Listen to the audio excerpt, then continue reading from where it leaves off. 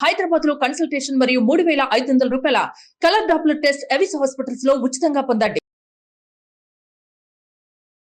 నమస్తే రమగారు. నమస్తే జయ. రమగారు, ఈ రోజు షూట్ ఉందనగానే నా కోసం ఏ కొత్త పుస్తకాలు తెస్తున్నానని చెప్పారు. ఏంటి ఆ పుస్తకం? మామూలుగా పుస్తకాలు అంటే స్టోరీలు తెస్తారు మీరు. ఆల్రెడీ కొన్ని స్టోరీలు చెప్పుకున్నాము. ఇంకేముందండి కొత్త విషయం? అంటే ఇది ఒక కొత్త విషయమే చెప్పాలి జయ. అవునా? చాలా రోజుల క్రితము ఏనుగుల వీరాస్వామి గారి కాశీ యాత్ర అనే ఒక పుస్తకం తలకు చిన్న రివ్యూ చదివాను నేను. నేను ఎన్ని పుస్తకాలు, ఎంతమంది, ఎన్ని కథలు, ఎంతమంది రైటర్ల పేర్లు చెప్తాను నీకు. నాకు ఎప్పుడు తగలలేదు. ఫస్ట్ టైమే నేను విన్నది. నేను అది చదివిన తర్వాత దాని పుస్తకం దాని మీద అట్లా అట్లా అట్లా ఆలోచిస్తూ ఉన్నాను. ఫేస్బుక్లో ఒక 5-6 చోట్ల 5-6 వీట్లలో అంటే కాలమ్స్ ఏవో రాస్తారు కదా, దీని గురించి తెలుసుకున్నాను. అంటే నాకు ఒక ఫాలోవర్ కూడా ఒక ఆయన, మీరు కాశీయాత్ర ఏనుగుల వీరాస్వామి గారిది చెప్పండి అమ్మా అన్నారు. ఏంటి చెప్తాము, అసలు అదేమిటి, దాని తలాతోక మనకేం తెలియదు అనుకున్నా. అయితే నవోదయ బుక్ హౌస్కి పుస్తకాలు కొనడానికి వెళ్తే ఆయన నాకు ఒక బుక్ ఇచ్చారు, ఏనుగుల వీరాస్వామి గారి కాశీ యాత్ర. వీరస్వామి అంటే వీరాస్వామి గారు కాదమ్మా, పచ్చ తెలుగు ఆయన. 18వ శతాబ్దంలో 1830లో మే నెలలో మొదలుపెట్టి దాదాపుగా 15 నెలల పాటు 4000 కిలోమీటర్లు కాలినడకన విత్ పల్లకీలతోటి కాశీ యాత్ర చేశారు. మద్రాసు నుంచి వెళ్ళారు ఆయన. ఈ వీరాస్వామి గారు మద్రాసులో బయలుదేరి కాశీ వెళ్ళి కాశీ నుంచి తిరిగి వచ్చారు. 100 మందిని తీసుకెళ్లారు తనతో పాటు. అబ్బా. కొంతమంది చుట్టాలు, స్నేహితులు, తర్వాత ఏమో పనివాళ్ళు, వైద్యం తెలిసిన వాళ్ళు, ఆహార పదార్థాలు కూడా పట్టుకెళ్ళారు. ప్రతి ఊరు, ఏ ఊర్లో ఆగితే ఆ ఊరి విశేషాలు రాశారు. ఈయనకి కోమలేశ్వరం శ్రీనివాస పిల్ల అనే ఒక స్నేహితులు ఉన్నారు. ఆయనకి ప్రతిరోజు యాత్రా విశేషాలని రాసిపెట్టి అన్ని ఉత్తరాలుగా రాశారు. ప్రతిరోజు వచ్చింది. ఈ మధ్యలో ఈయన ఏంటంటే చాలా పెద్ద ఉద్యోగం చేశారు.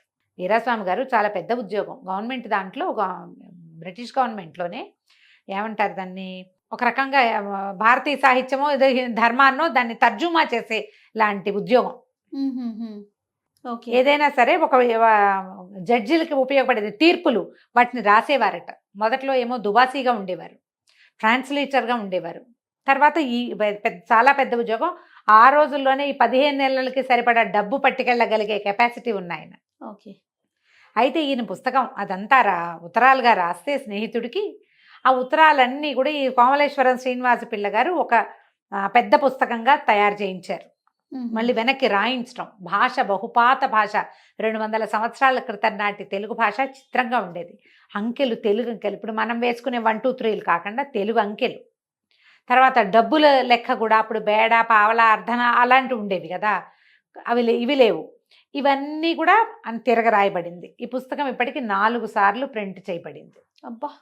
ఆ రోజుల్లో సిపి బ్రౌన్ పేరు వినుంటారు. అవును. సిపి బ్రౌన్ అంటే ఈయన బ్రౌన్య తెలుగు నిఘంటు అని ఒక బ్రిటిషరు తెలుగు నిఘంటు రాశారు. మనం ఇప్పుడు తెలుగు పదాలు దేనికి అర్థం కావాలన్నా సిపి బ్రౌన్నే చూడాలి. ఆయనకి మొట్టమొదట ఈ కాపీ వెళ్ళింది. అప్పుడు ఆయన ఎక్కడున్నారంటే మా ఊర్లో మచిలీపట్నంలో ఉన్నారు. ఈ ఏనుగుల వీరాస్వామి గారు తిరిగి వస్తూ మచిలీపట్నంలో 10 రోజులాగి బ్రౌన్ దొర గారిని కలుసుకున్నారట. అక్కడ కలుసుకుంటే ఆయన, మేము ఒక ముద్రణాలయం పెట్టబోతున్నాము బందర్లో, మచిలీపట్నంలో అని చెప్తే ఈయన మళ్ళీ ఉత్తరం రాసి ఆయనకి, ఇదంతా అయిన తర్వాత యాత్ర అయిన మరుసటి సంవత్సరం, నేను ఇదంతా కాశీయాత్ర మీద పుస్తకం రాశాను, మీరు ముద్రిస్తామన్నారు కాబట్టి మీకు పంపిస్తాను, లాభం ఏదైనా వస్తే మీరు తీసుకోండి, నష్టం ఏదైనా వస్తే అది నేనే భరిస్తాను అని కూడా రాశారట ఉత్తరం. కానీ సిపి బ్రౌన్ దగ్గరికి వెళ్ళిన పుస్తకం అది అక్కడే ఉండిపోయింది, ముద్రించబడలా. ఆయనకి అది నచ్చలేదో, సాగలేదో, అవకాశం కుదరలేదు, ఏదో జరిగింది ఉంది. కానీ పుస్తకం ఉంది, రాతపత్రి కదా, అదంతా చేత్తో రాసినవి కదా, ఆయన దగ్గర ఉండిపోయింది. శ్రీనివాస పిల్ల గారు ప్రింట్ చేయించారు తన దగ్గర ఉన్న కాపీతోటి. ఆ కాపీ చూసిన తర్వాత దాని ఒరిజినల్ నా దగ్గర ఉందని ఈయన ఏం చేశారు, మద్రాసులో ఉన్నటువంటి ఓరియంటల్ ప్రెస్ ఏదో ఉంది, అక్కడికి పంపించారు. బ్రౌన్ గారు, సిపి బ్రౌన్ గారు ఒరిజినల్ ఉంది మన దగ్గర. ఆ తర్వాత అందులో ఉన్న తేదీలు వాటిని సరిచేసి కొంచెం కామాలు, ఫుల్ స్టాప్లు పెట్టి, వాక్యాలు పెద్దవి చిన్నవి చేసి, తర్వాత మళ్ళీ ఇంకో 2 సార్లు ప్రింట్ అయ్యింది. తర్వాత కొంతకాలానికి వీరు గతించారు కూడా. ఇప్పటికీ అదే స్టాండర్డ్స్లో అలాగే ఉంది. అయితే ఇప్పుడు మనం చూస్తున్న ఈ పుస్తకము సంపాదకత్వం, సరళీకరణ ఎం ఆదినారాయణ గారు. వీరు కూడా సొంతంగా యాత్రికులే. మంచి పుస్తకాలు రాశారు. యాత్రా సాహిత్యం చాలా ఆసక్తి వీరికి. అయితే ఈయన ఆంధ్ర యూనివర్సిటీలో ఉన్నారు. ఓహో. అయితే ఈయన ఏం చేశారంటే దీని మీద రాయాలని ఆయన భావించారు. ఒకళ్ళిద్దరిని ప్రపోజ్ చేశారట పెద్ద పెద్ద వాళ్ళకి, మీరు రాయండి అంటే ఎవరు దానికి పూనుకున్నట్టు కనపడలేదు. ఈయన ఆ పుస్తకాన్ని ఒరిజినల్ని సంపాదించి చాలా జాగ్రత్తగా దాన్ని సెట్ చేసి కొన్ని తగ్గించవలసిన చోట కొంచెం తగ్గించి లోకల్ భాష మనం మాట్లాడుతున్న అర్థమయ్యే భాషలోకి దీన్ని కొంచెం సరళీకరణ చేశారు, పాత భాష కాకుండా. మధ్య మధ్యలో ఆయన కొన్ని ఫోటోలు వీటన్నిటికీ కూడా లండన్ వెళ్ళి అక్కడ ఉన్నటువంటి వాటిలలో ఉన్నటువంటి ఫోటో తీసుకొచ్చారు. అక్కడ మ్యూజియంలో అక్కడ ఉన్నాయి కదా, అక్కడ గ్యాలరీస్లో ఉన్నవి అప్పుడు తీయబడినవి 18వ శతాబ్దంలో తీయబడిన ఫోటోలను కూడా తీసుకొచ్చి ఇందులో పెట్టారు ఈ బుక్లో. తర్వాత ఈయన సహజంగా ఆర్ట్ డిపార్ట్మెంట్లో ఉన్నారు కాబట్టి చిన్న చిన్న పిక్చర్స్ అవి తను వేశారు స్వయంగా. వీరితో మాట్లాడాను కూడా. ఏనుగుల వీరాస్వామి గారి కాశీయాత్ర 4000 కిలోమీటర్ల తీర్థయాత్ర. ఈ ఎం ఆదినారాయణ గారు ఈ పని చేశారు. అయితే ఈ పుస్తకం నేను కొనుక్కొని చదువుకోవచ్చు జయ. మనని ఫాలో అయ్యేవాళ్ళు, మనం ఏదైనా ఒక నావెల్ గురించి చెప్తే ఆ నవల కొనుక్కుని చదువుతున్న వాళ్ళు లేదా ఎక్కడైనా సంపాదించి చదివే వాళ్ళు చాలా మందే ఉన్నారు. యాత్రా సాహిత్యం ఏంటంటే పురాతనమైనదే. మనకి కాశీ మజిలీ పుస్తకాలు చదువుతామా? ఈ యాత్ర తర్వాత కాశీ మజిలీ పుస్తకం వచ్చింది. దీని అంతకంటే ముందు రేపు 30కి, ఇప్పుడు మనం 24లో 30కి 200 సంవత్సరాలు అయింది వీరు యాత్ర చేసి. 200 సంవత్సరాల క్రితం ఏ అవకాశాలు లేని కాలంలో 100 మందిని, ఆ రోజులో 60 సంవత్సరాలు దాటిన వాళ్ళ అమ్మగారిని కూడా తీసుకెళ్లారు. పల్లకి పెట్టారు, వాళ్ళ అమ్మగారిని భార్యని కూడా తీసుకెళ్లారు. ఈ పుస్తకం కొనిపించి చదివించాలని నా వంతుగా నేను కూడా ఒక 10 పుస్తకాలు కొనుక్కునేందుకు కారణం అవ్వాలన్న కోరికతోటి ఇది చెప్పాలనుకున్నా. చాలామంది యాత్రా సాహిత్యం మీద ఆసక్తి ఉన్నవాళ్ళు, కాశీయాత్ర గురించి ఐడియా ఉన్నవాళ్ళు కొనుక్కుని చదువుతూ ఉండుండొచ్చు.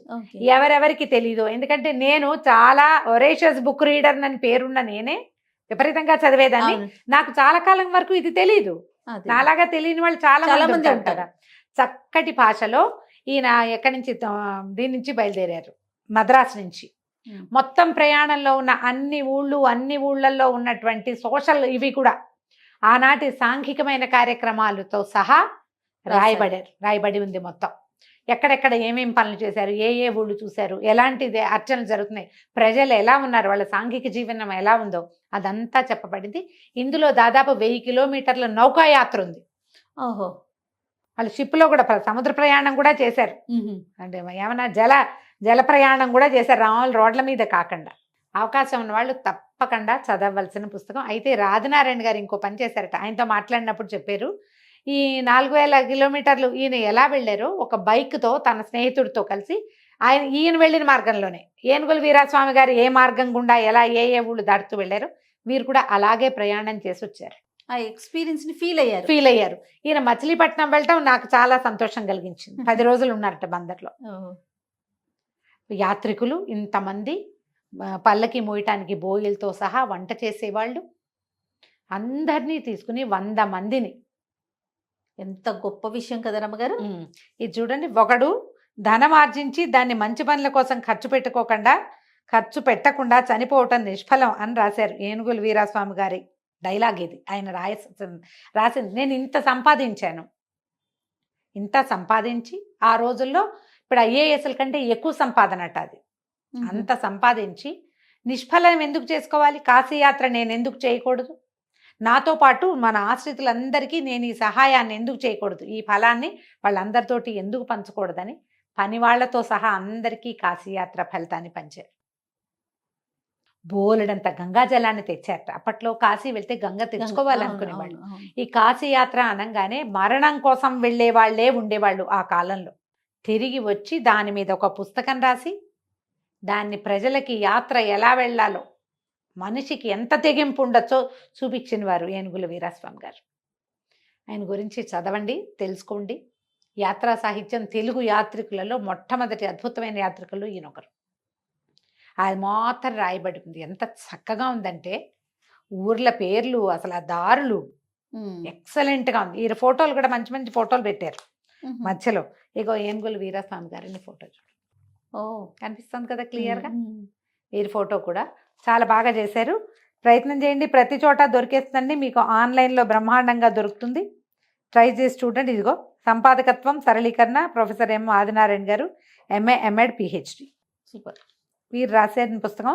ఇగో కోమలేశ్వరపురం శ్రీనివాస పిళ్ళ కోసం, వీరు స్నేహితులు, వీరస్వామి గారి స్నేహితుడు ఈయన శ్రీనివాస పిళ్ళ ఆయన అక్కడ ఎక్కడెక్కడ యాత్రా విశేషాలన్నీ రాసి పంపించండి అయ్యగారు అని ఈయన అడిగితే ఆయన ప్రతిదీ ఆయన రాస్తే ఆ రాసిన ప్రతి దాన్ని గ్రంథీకరణ చేశారు.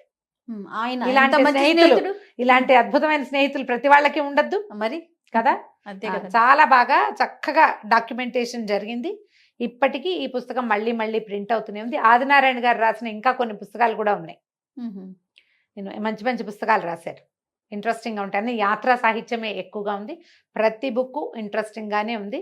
వీళ్ళు వెంబడి ఇంకొకటి 2 పుస్తకాల గురించి కూడా పరిచయం చేద్దాం. తప్పకుండా రమ్మ గారు, మంచి విషయం. నమస్తే అండి. నమస్తే జయ.